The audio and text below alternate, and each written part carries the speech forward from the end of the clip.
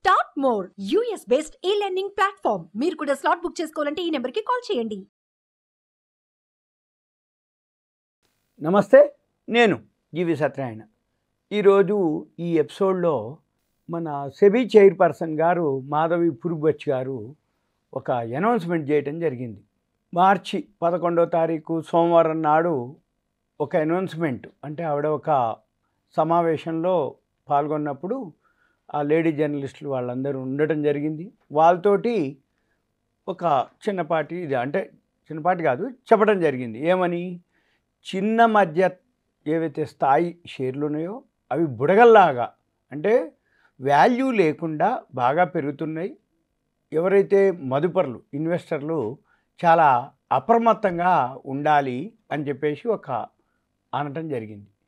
ఎప్పుడైతే ఆ మాట అన్నదో మార్కెట్ నిన్న ఫాలో అవటం జరిగింది. ఏది? సోమవారం 11 మార్చి. ఇక ఏదైతే అన్నారో ఏమన్నారో చూద్దాము.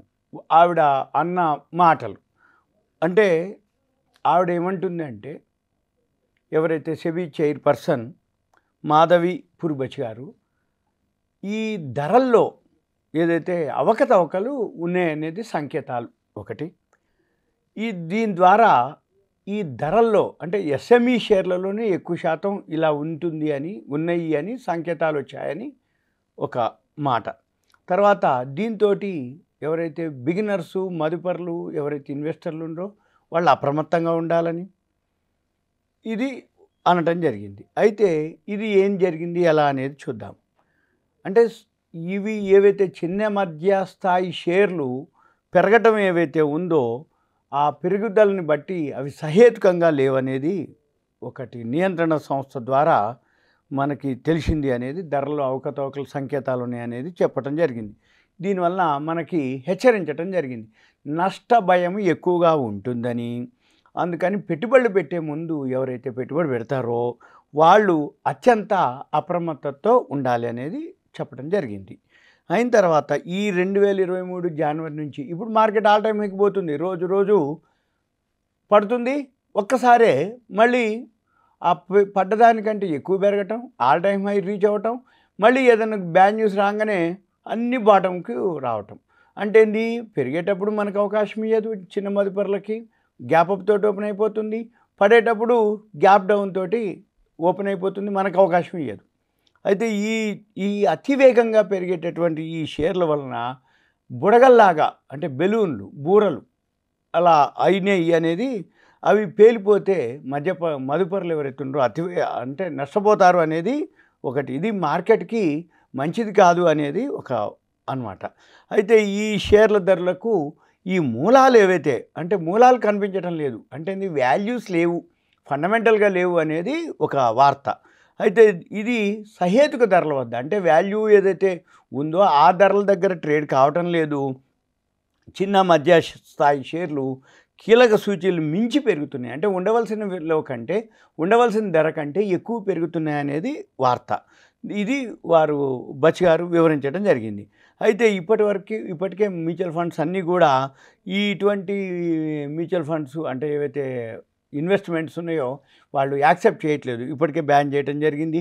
వాళ్ళు పరిమితి కూడా విధించడం జరిగింది మంత్లీ ఏవైతే ఇన్వెస్ట్మెంట్స్ ఉన్నాయో వాటికి. ఇలాంటిది ఇలా జరగకూడదు అనేది, అంటే మంచిది కాదు, ఆరోగ్యకరం కాదు అనేది ఒకటి. అయితే ఇవన్నీ కూడా ఎస్ఎంఈ షేర్లలోనే బాగా జరుగుతున్నాయి అనేది ఒక వార్త. అయితే ఇంకా వీటిపైన నిర్ధారణకు రాలేదు, కానీ సంకేతాలు ఉన్నాయి అనేది వార్త. నిర్ధారణకు రాలేదంటే ఏదైనా జరిగింది అనుకోండి, ఆటోమేటిక్గా వెంబటే ఇప్పుడు వేరే పాతవి, మనం ఇప్పుడు ఏదైతే పేటిఎం అనుకోండి, లేకపోతే ఇండియా ఐఐఎఫ్ఎల్ ఫైనాన్స్ అనుకోండి, ఇట్లా ఏదైతే జరుగుతుందనగానే ఆటోమేటిక్గా యాక్షన్ తీసుకోవడం జరుగుతుంది.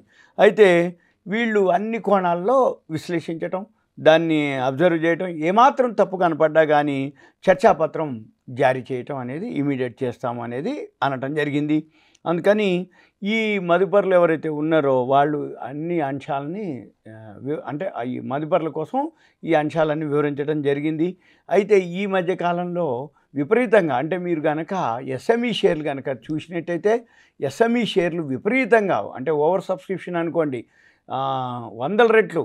మళ్ళీ లిస్ట్ కాగానే 200, 300, 400, 500% ఉండటం. వితిన్ 1 ఇయర్లో 1800, 2000, 1500, 1000, 300, 500% అనమాట.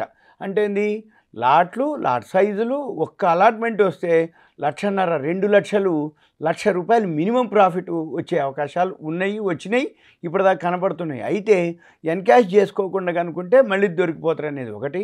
ప్రైమరీ అప్లై చేసి అలాట్మెంట్ వచ్చిన వాళ్ళు అమ్ముకోవటం అనేది ఉత్తమం నా ఆలోచన. ఎందుకంటే ప్రాఫిట్ వస్తున్నప్పుడు మన క్యాపిటల్ని సేవ్ చేసుకోవటం అనేది ఒక పద్ధతి.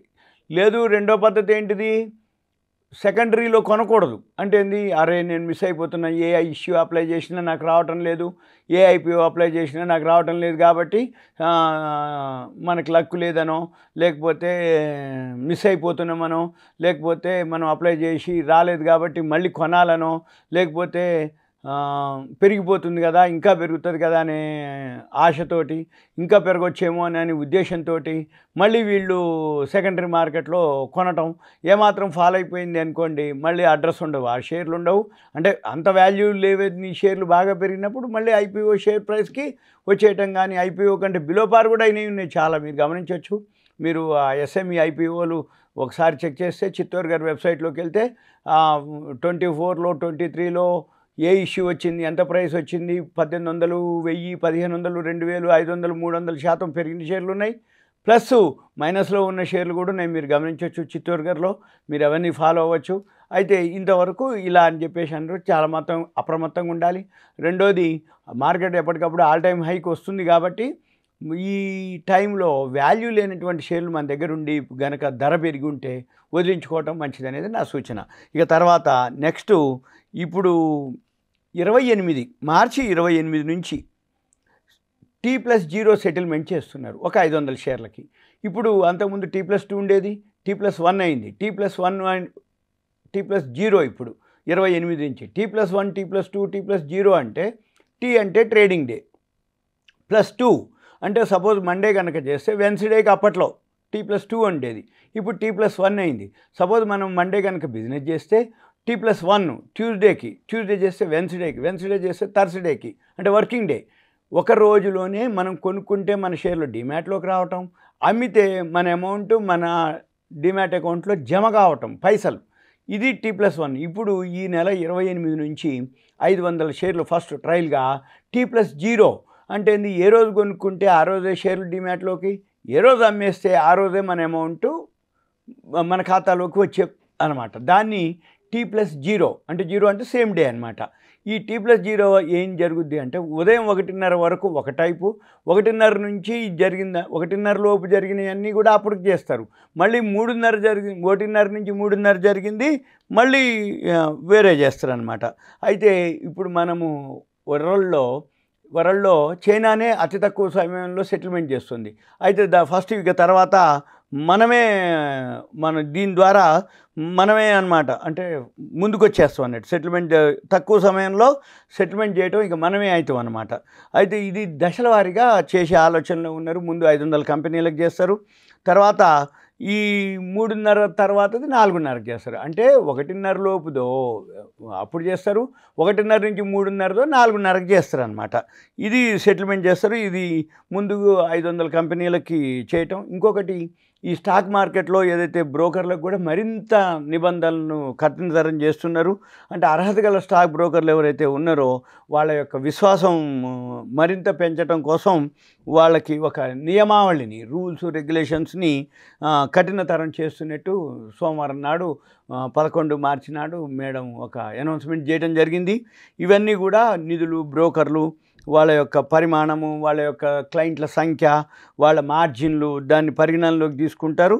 ఇంకా నిబంధనలు కూడా కఠినతరం ఉంటాయని చెప్పేసి, నిబంధనలు, బాధ్యతలు అవన్నీ ఉంటాయని, ఇక రాబోయే రోజుల్లో సైబర్ భద్రత తదితర అంశాల గురించి కూడా అవలంబించాల్సి ఉంటుందని చెప్పేసి ఉంటుంది. అయిన తర్వాత రియల్ ఎస్టేటు ట్రస్టుల గురించి కూడా నిబంధనల్ని అవన్నీ కూడా సవరించడం జరిగింది. సోమవారం ఒక సెబీ నోటిఫై చేయడం జరిగింది. దీని కింద 10 లక్షల పెట్టుబడులతోటి అద్దె వచ్చే స్థిరాస్తుల్లో పాక్షిక యాజమాన్యాన్ని మదుపరులు పొందవచ్చు అని చెప్పడం జరిగింది. దీనివల్ల ఏం తెలుస్తుంది అంటే, మార్కెట్ ఎప్పుడైతే ఆల్ టైమ్ హైక్ పోయిందో, అంటే ఉదాహరణకి నేను అంటున్నాను కాదు, ఈ జూలై ఆగస్టులో మనకి వర్షాలు, తుఫాన్లు, వరదలు వస్తాయి. అప్పుడు భద్రాచలంలో రాములవారి గుడి మెట్ల వరకు నీళ్లు పోతాయి. ఇప్పుడు వెళ్తే మార్చి, ఏప్రిల్కి వెళ్తే గోదావరి నదిలో చాలా లోపలికి పోతే తప్ప నీళ్లు ఉండవు.